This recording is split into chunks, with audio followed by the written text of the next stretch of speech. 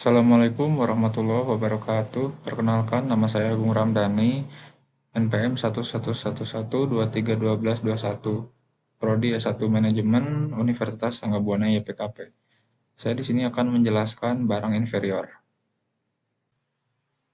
Pengertian barang inferior. Barang inferior adalah barang yang permintaannya akan turun secara signifikan apabila pendapatan konsumen sedang meningkat. Definisi tersebut terdengar sedikit aneh jika mengingat bahwa kebanyakan permintaan barang akan naik seiring dengan bertambahnya pendapatan. Namun, hal tersebut tidak berlaku untuk barang inferior. Hal ini dikarenakan barang inferior adalah barang-barang dengan kualitas minimal, yang seringkali menjadi alternatif ketika konsumen belum mampu membeli dengan harga yang lebih mahal. Misalnya, saat ini Anda memiliki pendapatan sebesar 2 juta, sehingga Anda mampu membeli tas brand A seharga 200.000. Sementara, ketika pendapatan Anda mengalami kenaikan menjadi 3 juta, Anda akhirnya mampu membeli tas brand B dengan harga 300.000. Selanjutnya ada elastisitas barang inferior. Perlu diketahui bahwa jenis barang inferior di suatu negara belum tentu masuk kelompok inferior di negara lain. Sebut saja seperti di negara Y, roti merupakan jenis barang inferior, tetapi bisa saja di negara X, roti termasuk dalam jenis barang normal. Karakteristik utama dari barang inferior adalah memiliki angka elastisitas pendapatan kurang dari 0. Apa itu elastisitas pendapatan? Tingkat elastisitas pendapatan merupakan besarnya jumlah permintaan sebagai tindakan terhadap perubahan pendapatan. Dan berikut rumus elastisitas pendapatan. Elastisitas pendapatan sama dengan persentase perubahan kuantitas permintaan dibagi persentase perubahan pendapatan. Elastisitas pendapatan ini juga berfungsi untuk menggolongkan suatu barang. Apakah barang tersebut termasuk jenis inferior, normal, atau superior?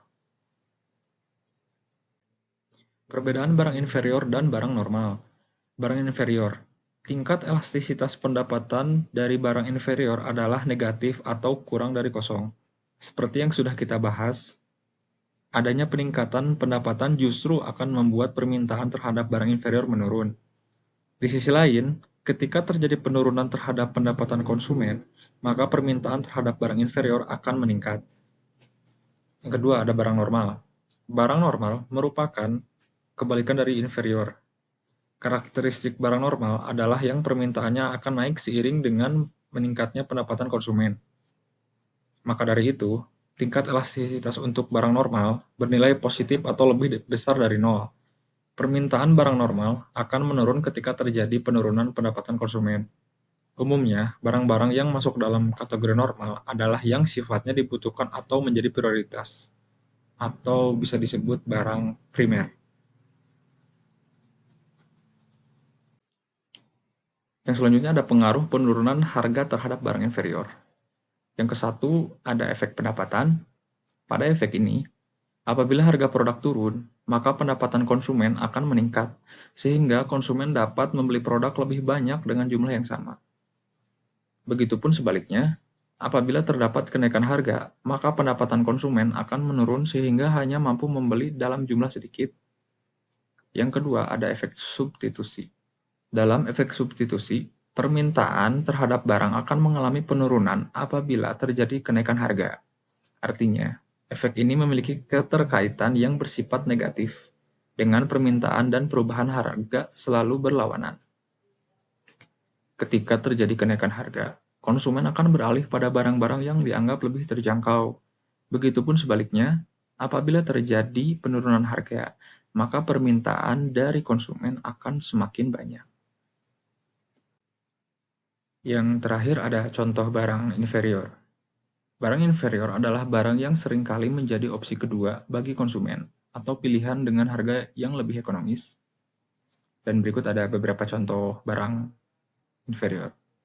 Yang ke-1 ada barang KW atau imitasi. Yang kedua ada kendaraan bekas.